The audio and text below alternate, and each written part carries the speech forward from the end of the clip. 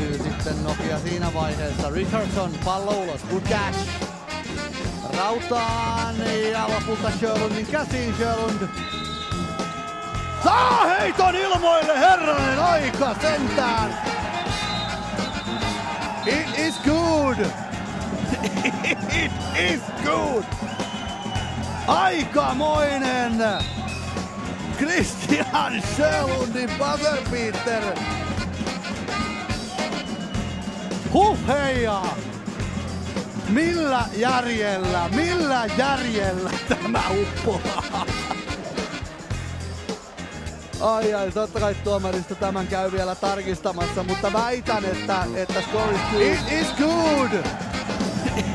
It is good! Aikamoinen Christian Sjölundin buzzerbeater.